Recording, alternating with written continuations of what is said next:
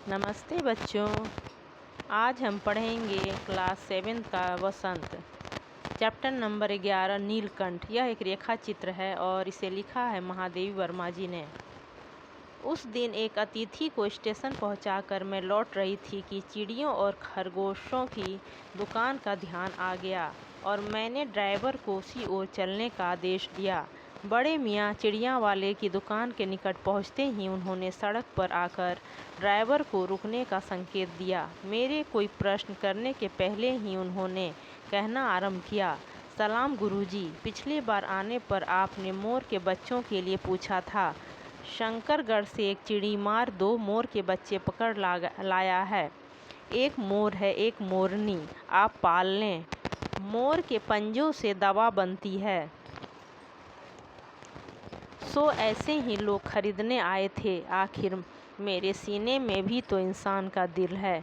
मारने के लिए ऐसी मासूम चिड़ियों को कैसे दूं? टालने के लिए मैंने कह दिया, गुरुजी ने मंगवाए हैं। वैसे यह कमबख्त रोजगार ही खराब है। बस पकड़ो पकड़ो, मारो मारो। बड़े मियाँ के भाषण की तूफान मेल के लिए कोई निश्चित स्टेशन नहीं है। सुनने वाला थक कर जहाँ रोक दे वही स्टेशन मान लिया जाता है। इस तथ्य से परिचित होने के कारण ही मैंने बीच में उन्हें रोक कर पूछा, मोर के बच्चे हैं कहाँ? बड़े मियाँ के हाथ के संकेत का अनुसरण करते हुए मेरी दृष्टि एक तार के छोटे से पिंजड़े तक पहुंची, जिसमें तीतरों के समान 2 बच्चे बैठे थे। पिंजड़ा इतना संकीर्ण था कि वे पक्षी शावक जाली के गोल फ्रेम में किसी जड़े चित्र जैसे लग रहे थे। मेरे निरीक्षण के साथ साथ बड़े मियाँ की भाषण मेल चली जा रही थी। ईमान कसम गुरुजी, चिड़ी मार ने मुझे से इस मोर के जोड़े के नगद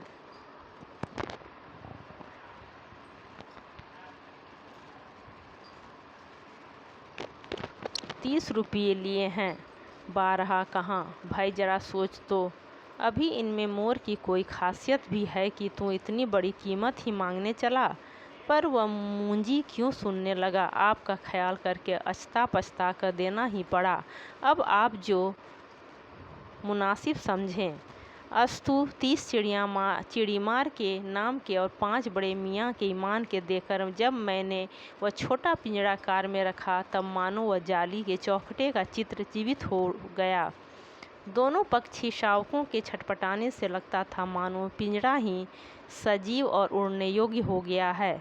घर पहुंचने पर सब कहने लगे, तीतर हैं, मोर कहकर ठग लिया है। कदाचित अनेक बार ठगे जाने के कारण ही ठगे जाने की बात मेरे चिढ़ जाने की दुर्बलता बन गई है।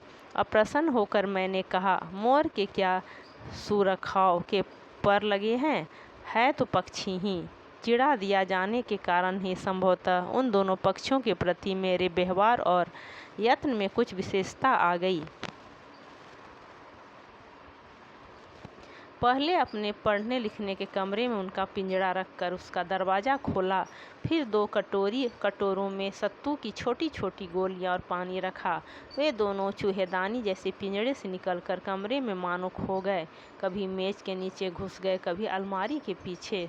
अंत में इस लुका छिपी से थक कर उन्होंने मेरे रद्दी कागजों की टोकरी को अपने नए बसेरे का गौरव प्रदान किया। 2-4 दिन वे इसी प्रकार दिन में इधर उधर गुप्तवास करते और रात में रद्दी की टोकरी में प्रकट होते रहे। फिर आश्वस्त हो जाने पर कभी मेरी मेज पर, कभी कुर्सी पर और कभी मेरे सिर पर अचानक आविर्भूत होने लगे। खिड़कियों में तो जाली लगी थी, पर दरवाज़ा मुझे निरंतर बंद रखना पड़ता था। खुला रहने पर चित्रा, मेरी बिल्ली, इन नवागंतुकों का पता लगा सकती थी और तब उसके शोध का क्या परिणाम होता, यह अनुमान करना कठिन नहीं है। वैसे वह चूहों पर भी आक्रमण नहीं करती, परंतु यहाँ तो 2 सर्वथा अपरिचित पक्षियों की अनधिकार चेष्टा का प्रश्न था। उसके लिए दरवाज़ा बंद रहे और ये दोनों उसकी दृष्टि में ऐरे गैरे मेरी मेज को अपना सिंहासन बना लें। यह स्थिति चित्रा जैसी अभिमानिनी मार्जारी के लिए असह्य ही कही जाएगी।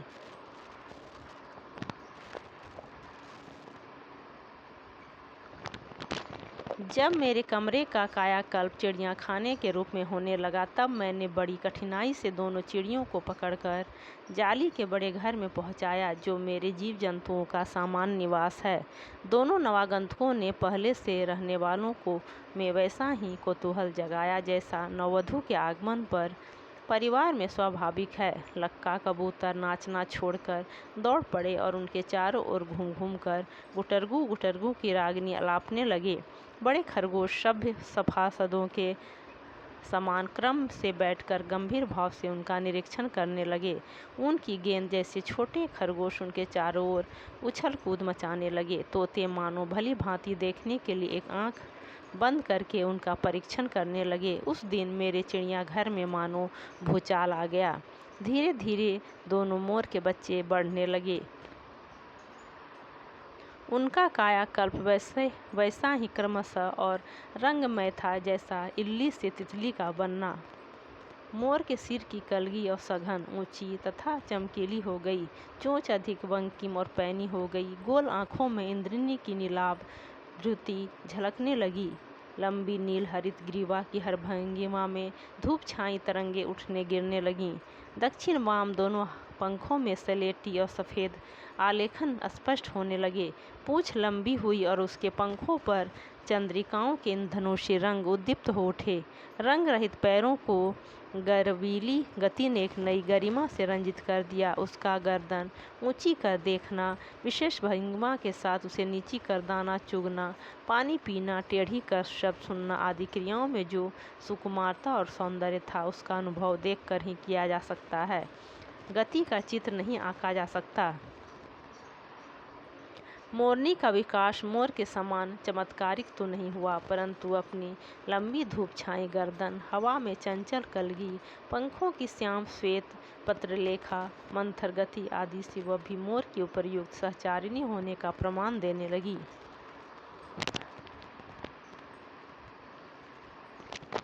नीलाभ ग्रीवा के कारण मोर का नाम रखा गया नीलकंठ, और उसकी छाया के समान रहने के कारण मोरनी का नामकरण हुआ राधा।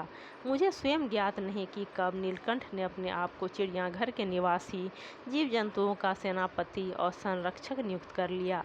सवेरे ही वह सब खरगोश, कबूतर आदि की सेना एकत्र कर उस ओर ले जाता जहाँ दाना दिया जाता है, और घूम घूम कर मानो सबकी रखवाली करता रहता। किसी ने कुछ गड़बड़ की और वह अपने तीखे चंचू प्रहार से उसे दंड देने दौड़ा। खरगोश के छोटे बच्चों को वह चोंच से उसके कान पकड़कर ऊपर उठा लेता था, और जब तक वे आद्रक्रंदन न करने लगते उन्हें अधर में लटकाए रखता। कभी कभी उसकी पैनी चोंच से खरगोश के बच्चों का कर्णवेद संस्कार हो जाता था, पर वे फिर कभी उसे क्रोधित होने का अवसर न देते थे।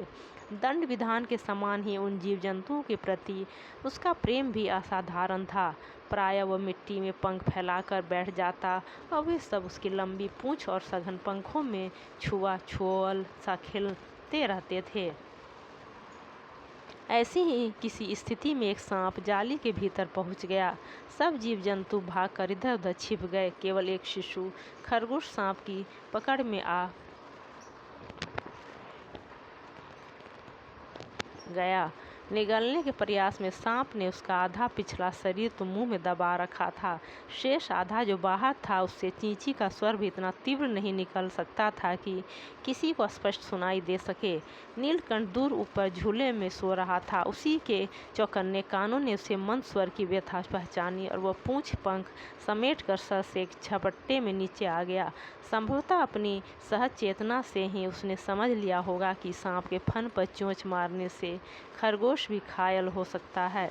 उसने सांप को फन के पास पंजों से दबाया और फिर चोंच से इतने प्रहार किए कि वह अधमरा हो गया। पकड़ ढीली पड़ते ही खरगोश का बच्चा मुख से निकल तो आया, परंतु निश्चेष्ट सा वहीं पड़ा रहा। राधा ने सहायता देने की आवश्यकता नहीं समझी, परंतु अपनी मंद केका से किसी असामान्य घटना की सूचना सब ओर प्रसारित कर दी। माली पहुंचा, फिर हम सब पहुंचे। नीलकंठ जब सांप के 2 खंड कर चुका, तब उस शिशु खरगोश के पास गया और रात भर उसे पंखों के नीचे रखे उष्णता देता रहा। कार्तिकेय ने अपने युद्धवाहन के लिए मयूर को क्यों चुना होगा, यह उस पक्षी का रूप और स्वभाव देखकर समझ में आ जाता है। मयूर कलाप्रिय वीर पक्षी है, हिंसक मात्र नहीं। इसी से उसे बाज, चील आदि ही श्रेणी में नहीं रखा जा सकता, जिनका जीवन ही क्रूर कर्म है। नीलकंठ में उसकी जातिगत विशेषताएं तो थी ही, उनका मानवीकरण भी हो गया था। मेघों की सांवली छाया में अपने इन धनुष के गुच्छे जैसे पंखों को मंडलाकर बनाकर जब वह नाचता था, तब उस नृत्य में एक सहजात लय ताल रहता था। आगे पीछे दाहिने बाएं क्रम से घूमकर वह किसी अलक्ष्य सम पर ठहर जाता था। राधा नीलकंठ के समान नहीं नाच सकती थी, परंतु उसकी गति में भी एक छंद रहता था। वह नृत्य मग्न नीलकंठ की दाहिनी ओर के पंख को छूती हुई बाईं ओर निकल जाती थी और बाएं पंख को स्पर्श कर दाहिनी ओर। इस प्रकार उसकी परिक्रमा में भी एक पूरक ताल परिचय मिलता था। नीलकंठ ने कैसे समझ लिया कि उसका नृत्य मुझे बहुत भाता है, यह तो नहीं बताया जा सकता, परंतु अचानक एक दिन वह मेरे जाली घर के पास पहुंचते ही अपने झूले से उतरकर नीचे आ गया और पंखों का सतरंगी मंडलाकार छाता तानकर नृत्य की भंगिमा में खड़ा हो गया। तब से यह नृत्य भंगिमा नित्य का क्रम बन गई। प्रायः मेरे साथ कोई न कोई देशी विदेशी अतिथि भी पहुंच जाता था और नीलकंठ की मुद्रा को अपने प्रति सम्मान पूर्वक समझकर विस्मयाभिभूत होता था। कई विदेशी महिलाओं ने उसे परफेक्ट जेंटलमैन की उपाधि दे डाली। जिस नुकीली पैनी चोंच से वह भयंकर विषधर को खंड खंड कर सकता था, उसी से मेरी हथेली पर रखे हुए भुने चने ऐसी कोमलता से हौले हौले उठाकर खाता था कि हंसी भी आती थी और विस्मय भी होता था। फलों के वृक्षों से अधिक उसे पुष्पित और पल्लवित वृक्ष भाते थे। वसंत में जब आम के वृक्ष सुनहली मंजरियों से लद जाते थे, अशोक नए लाल पल्लवों से ढक जाता था, तब जाली घर में वह इतना अस्थिर हो उठता कि उसे बाहर छोड़ देना पड़ता।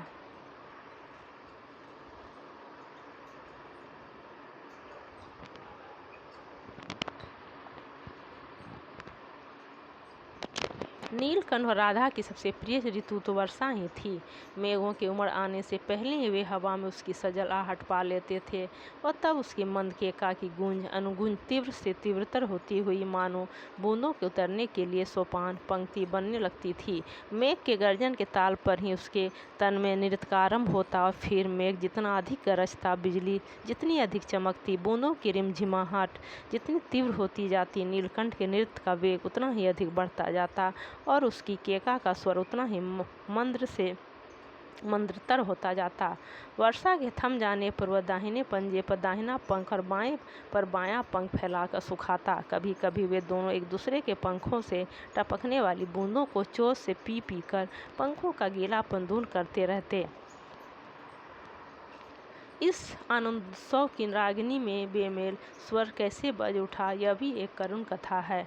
एक दिन मुझे किसी कार्य से नखासकोने से निकलना पड़ा और बड़े मियाँ ने पहले के समान कार को रोक लिया। इस बार किसी पिंजरे की ओर नहीं देखूंगी, यह संकल्प करके मैंने बड़े मियाँ की विरल दाढ़ी और सफ़ेद डोरे से कान में बंधी ऐनक को ही अपने ध्यान का केंद्र बनाया।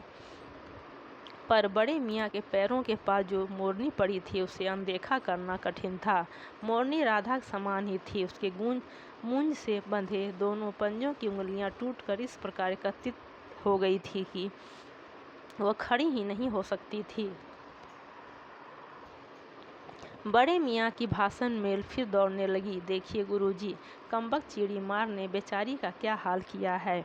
ऐसे कभी चिड़ियाँ पकड़ी जाती है। आपने आई होती तो मैं उसी के सिर पर इसे पटक देता, पर आपसे भी यह अधमरी मोरनी ले जाने को कैसे कहूँ। सारांश यह कि 7 रुपये देकर मैं उसे अगली सीट पर रखवा कर घर ले आई और एक बार फिर मेरे पढ़ने लिखने का कमरा अस्पताल बना। पंजों की मरहम पट्टी और देखभाल करने पर वो महीने भर में अच्छी हो गई। उंगलियां वैसी ही टेढ़ी मेढ़ी रहीं, परंतु वह ठूठ जैसे पंजों पर डगमगाती हुई चलने लगीं। तब उसे जाली घर में पहुंचाया गया और नाम रखा गया कुब्जा।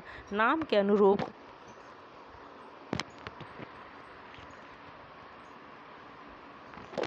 वह स्वभाव से भी कुब्जा ही प्रमाणित हुई। अब तक नीलकंठ और राधा साथ रहते थे, अब कुब्जा उन्हें साथ देखते ही मारने दौड़ती। चोंच से मार मार कर उसने राधा की कलगी नोच डाली। पंख नोच डाले। कठिनाई यह थी कि नीलकंठ उससे दूर भागता था और वह उसके साथ रहना चाहती थी। न किसी जीव जंतु से उसकी मित्रता थी, न वह किसी को नीलकंठ के समीप आने देना चाहती थी। उसी बीच राधा ने 2 अंडे दिए, जिनको वह पंखों में छिपाए बैठी रहती थी। पता चलते ही कुब्जा ने चोंच मार मार कर राधा को ढकेल दिया और फिर अंडे फोड़कर ठूठ जैसे पैरों से सब वो छितरा दिए। इस कला कोलाहल से और उससे भी अधिक राधा की दूरी से बेचारा नीलकंठ की प्रसन्नता का अंत हो गया। कई बार वो जाली के घर से निकल भागा। एक बार कई दिन भूखा प्यासा आम की शाखाओं में छिपा बैठा रहा, जहाँ से बहुत पुचकार कर मैंने उतारा। एक बार मेरी खिड़की के सेट पर छिपा रहा। मेरे दाना देने जाने पर वह सदा की भांति पंखों को मंडलाकर बनाकर खड़ा हो जाता था, पर उसकी चाल में थकावट और आंखों में एक शून्यता रहती थी। अपनी अनुभवहीनता के कारण ही मैं आशा करती रही कि थोड़े दिन बाद सब में मेल हो जाएगा। अंत में 3-4 मास के उपरांत एक दिन सवेरे जाकर देखा कि नीलकंठ पूछ पंख फैलाए धरती पर उसी प्रकार बैठा हुआ है जैसे खरगोश के बच्चों को पंखों में छिपा कर बैठता था। मेरे पुकारने पर भी उसके न उठने पर संदेह हुआ। वास्तव में नीलकंठ मर गया था, क्यों का उत्तर तो अब तक नहीं मिल सका है। न उसे कोई बीमारी हुई, न उसके रंग बिरंगे फूलों के अस्तबक जैसे शरीर पर किसी चोट का चिन्ह मिला।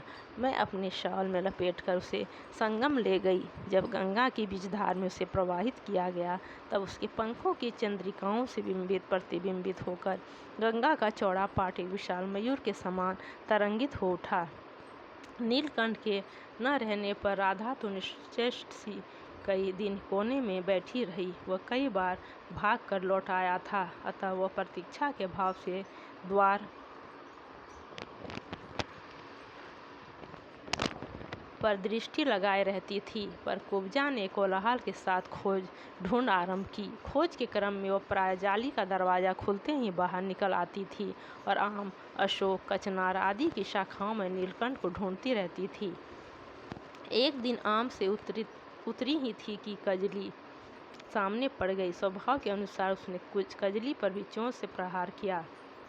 परिणामतः कजली के 2 दांत उसकी गर्दन पर लग गया। इस बार उसका कलह, कोलाहल और द्वेष प्रेम भरा जीवन बचाया न जा सका, परंतु इन 3 पक्षियों ने मुझे पक्षी प्रकृति की विभिन्नता का जो परिचय दिया है, वो मेरे लिए विशेष महत्व रखता है। राधा प्रतीक्षा में ही दुकेली है। आषाढ़ में जब आकाश मेघाच्छन्न हो जाता है, तब वह कभी ऊंचे झूले पर और कभी अशोक की डाल पर अपनी केका को तीव्रतर करके नीलकंठ को बुलाती रहती है। बच्चों, अगर आप हमारे चैनल पर नए हैं तो चैनल को लाइक और सब्सक्राइब ज़रूर करें और अपने दोस्तों को शेयर करें।